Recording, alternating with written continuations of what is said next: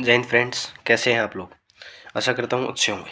तो भाई इंग्लिश की हम बात कर रहे थे। इंग्लिश के अंदर आज हम पढ़ रहे हैं death B not proud bye John Donny, DONNE, Donny. ठीक है। ये जो पोएम है भाई, बेसिकली ये भी एक सोनेट है। जो 19 सोनेट इस जो पोइट थे अपने जॉन, उन्होंने 19 सोनेट लिखे थे। उनके अंदर से ये एक सोनेट लिया गया है। बहुत ही सुंदर सोनेट है।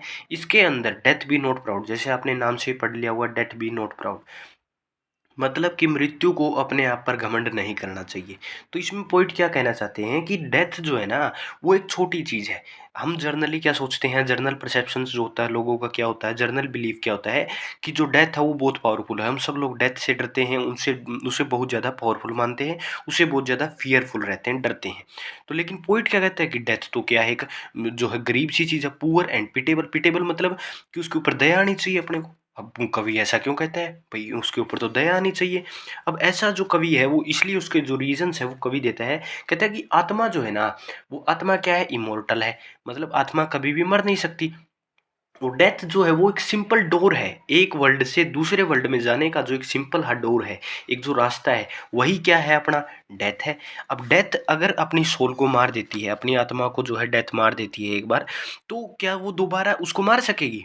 एक बार जो चीज़ मर गई उसके बाद उसे मारना, उसे तो डेथ भी नहीं मार सकती। ऐसा जो है पोइट का आर्ग्यूमेंट है। क्लियर। तो सेकंड स्टेंज फर्स्ट स्टेंजा में यही बताता है कि भाई वर्ल्ड जो है, जो सोल है अपनी, वो इमोर्टल है और डेथ से डरने की जो आवश्यकता नहीं है। डेथ एक पावरफुल फियरफुल चीज नहीं है, वो पुअर और पिटेबल है।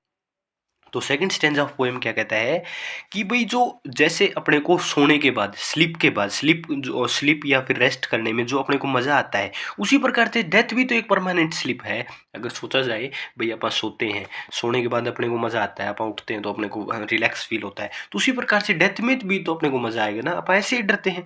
जो पोइट का आर्गुमेंट है, कह रहा भाई अगर आपको जो रेस्ट है और रेस्ट के अंदर या फिर स्लीप के अंदर आपको मजा आ रहा है, तो डेथ के अंदर भी आना चाहिए। तो इसी प्रकार से जो कवि है वो यही कहता है कि भाई जो डेथ है वो पावरफुल नहीं है, वो बहुत ही अच्छी है। मतलब यहाँ पर जो है जर्नल परसेप्शन को, जो लोगों का एक दृष्टिकोण है, उसे कवि तोड़ने की कोशिश करता है।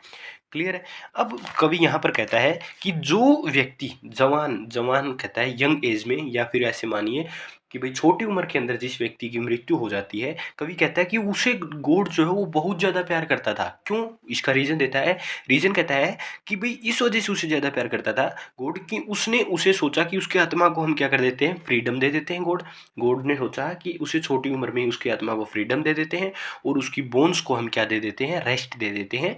इसलिए गॉड ने उसे जल्दी ही मृत्यु दे दी। अब थर्ड स्टेंजा के अंदर जो है गॉड जो है बेसिकली बताता है कि भाई जो डेथ है वो पुअर क्यों है। डेथ पुअर इस वजह से है, क्यों? क्योंकि वो फेट पे डिपेंड करती है, चेंज पे डिपेंड करती है, किंग्स पे डिपेंड करती है। किंग्स की कोई राजा महाराजा मृत्यु देगा तभी मृत्यु आएगी, या फिर भाग्य पे डिपेंड करती है। और चेंज भाई कुछ अपने अंदर परिवर्तन होगा, बीमारी होगी, तभी अपने अंदर जो है मृत्यु आ सकती है। मतलब स्लेव है वो, एक तरीके से दास है मृत्यु। मृत्यु को आने के लिए कोई ना कोई कारण चाहिए। इस तरीके से कवि कहता है कि जो डेथ है, death is a slave. Clear. इसके बाद जो है कवि कहता है कि पिटेबल कैसे सर, पुअर तो हमने देख लिया, पिटेबल कैसे? पिटेबल मतलब दया करने के लायक कैसे है, उस पे दया कैसे? तो कवि कहता है कि जो डेथ है वो पॉइजन में रहती है, वार्स में रहती है और सिकनेस में रहती है। सिकनेस मतलब बीमारी के अंदर रहती है, युद्धों के अंदर रहती है और जहर के अंदर रहती है। तो वो एक बेचारी मतलब इन चीज़ों में रहती है, तो इसलिए उसके ऊपर दया करने की चीज़ है, मतलब वो चीज़ पिटेबल है।